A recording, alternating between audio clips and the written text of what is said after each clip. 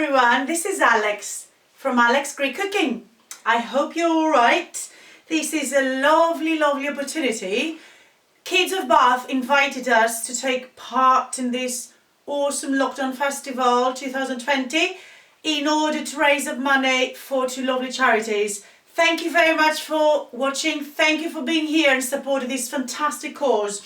I want to introduce you first of all to myself, Alex, and to my two little monkeys. Come over, say hello. Constantina and Filippo, say hello. Hello. Hi. Yasu. So these very special helpers are behind the scenes, so they're really important. What we're going to do today is, first of all, we're going to make, using my own homemade phyllo, Greek authentic phyllo, we're going to make a brilliant recipe. We're going to make some penirli.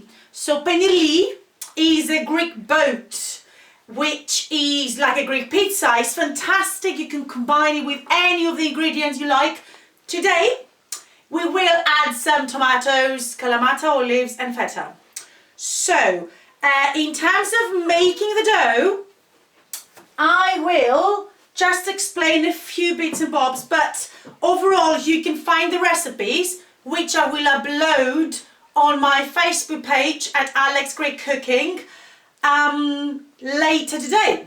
So I will have it during the weekend for you to have a look.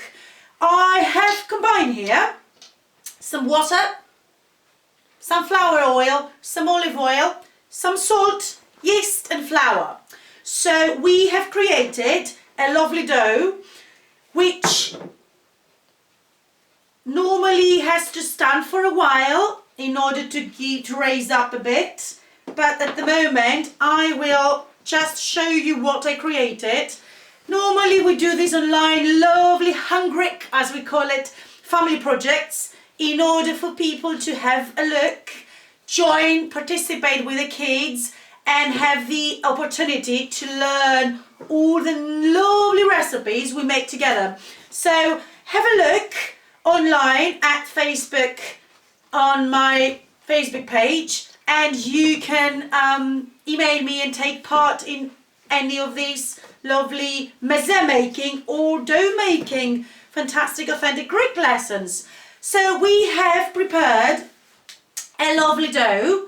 If you don't have the dough, or if you haven't got the chance to come over so we can learn how to make it together with kids and parents, then you can easily use some phyllo pastry that hopefully you can find in the supermarket. So what we will do, half of this dough I'll keep it so we can make spanakopita, and half of it I will leave it on the side so we can actually make some penirli. Right, so this magic dough is something that you will love when you learn how to make it. After one course, you can become a pro. You won't need more help. Guys, you will let your mom and dad stand here and you can thrive. Make dinner and enjoy lovely food. So this is our dough. It's elastic. It's really has got a fantastic smell. You can use yeast or wild yeast, which is a starter as we call it. I normally enjoy so much making dough for my family. We feel like we connect when we do this, and we do it for fun, we do it for dinners, for lunch, for everything you can possibly imagine. So what I will do in this occasion of making spanakopita, individual spanakopita, is we will throw some more flour, make sure that it doesn't stick, and create something like this. This is nice, elastic. It can't break like the phyllo, the commercial phyllo. It can only become lovely with a bit of love and care. So we're ready. What we're going to do is we can create a roll, a crispy spinach feta leek roll. So we've got our spinach and feta, that we mix them all together with olive oil. And as you can see, I always use my hands. I love using my hands. We grab some spinach here and we will roll it nicely. Perfect. So here we go. So as you can see, we made this fantastic roll, which is nice and fresh, and we will be able to bake it in a minute at 170 degrees, and about 20 minutes is fine. So if you don't want spinach, you can add anything you like. You can add meat, you can add cheese, ham. What else can we add, guys? What else do you love adding in our dough to make pita? Chocolate. Chocolate! Wow, we make some chocolate rolls that Philippos adores, and they're so easy. We use the same magic dough that you can learn how to make, and we actually can put anything we like. What else can we put, Constantina? Tomato. Tomatoes, yeah! What about Camembert. camembert? Yeah, we do love camembert. Feta. Now, our paneer is gonna be, again, we're gonna use a rolling pin. I've got about 20 of those. I love kneading and using my rolling pins. Different thickness, different length. Ta-da! So what I'm gonna do is I will leave these paneer to sit for about 20 minutes, and then I can crack on with my shaping. The shape is good to be something like that, rectangular. Is the video okay, Philippos? Yep. Thank you, my lovely special helper. And the secret is, Philippos was doing the same recipe the other day on his own, and he said, I said to him, just focus to put the ingredients in the middle, sweetie. And he took a knife gently to sort of create a skim, a spherical skim in the middle, so we can remember to put the actual, here you are, actual ingredients in the middle. So we add some oil with Kalamata olives. We really like to have them big and nice and create this rustic look. We don't want to chop them and finally make them disappear. It's really important, the ingredients, when you look at the food, to actually know what the ingredients are. Just is pure and natural, and we love that, don't we? So what we're gonna do is we make the edges to kiss. It's really nice kissing effect. So we put them together and they kiss and love and care for each other, one end and the other end. And now in the middle we've got this. So I'm going to show you how it looks. It looks really lovely. Yeah. And what I will ask Philippos and Constantina, could you please carefully open up the oven, don't burn yourself, and bring the ready paneer so we can show to everyone how amazing it looks. It smells so good. The aroma, the natural wholemeal, gorgeous bread flour that creates all this activation of senses. Oh, do you like my earrings? Yes. I know, they were beautiful but nice adult earrings, so I added a bit of a detail just for you to have a look. Right, fantastic. Right, this is going to go in the oven, guys, for about 180 degrees, 25 minutes. And thank you, my lovely special helper. I've got this amazing helpers.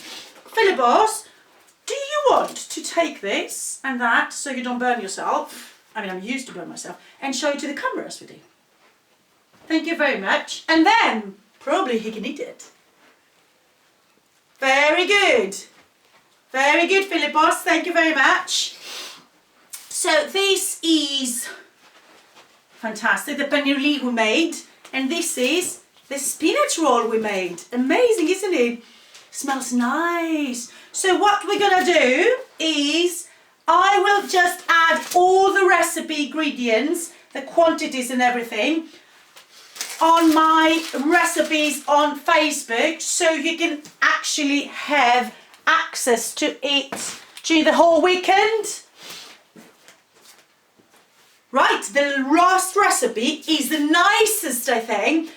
It contains some sugar, not necessarily can have less or more sugar, but what is amazing is that with making baklava is a way to eat loads of nuts.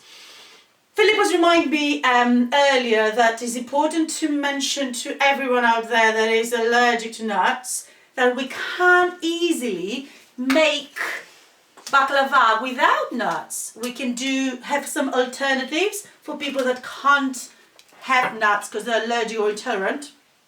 And we can use seeds, which is awesome. Today we're going to use the normal traditional recipe, thank you Constantina, which is baklavas with almonds and walnuts. So here we go. Phyllo is a bit scary, isn't it? But once you learn how to use it, this is it. So I kept my phyllo nice and not dry. I covered it with a wet cloth, which is a secret to keep it moist and lovely. So what I'm going to do is, you can use butter or you can use olive oil, and I'm going to sprinkle some olive oil, extra virgin olive oil from my fantastic supplier, Raphael Mediterranean Food in Bath.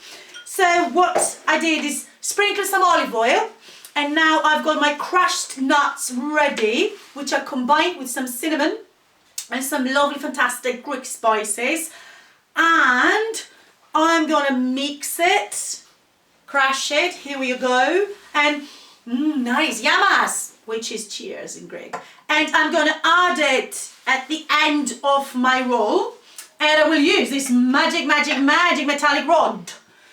I need this in order to shape my baklava and create saragli. Saragli is a lovely recipe, easy as you can see. It looks complicated, but if you join me to actually do it together, next time you're gonna be a pro. So saragli is a shredded baklava. Have a look. I will add some crushed nuts, the mixture of the baklava. In the end, I fold once, I fold lengthwise twice, so both ends, and then I put at the folded bit my metallic rod, and then I roll it over gently.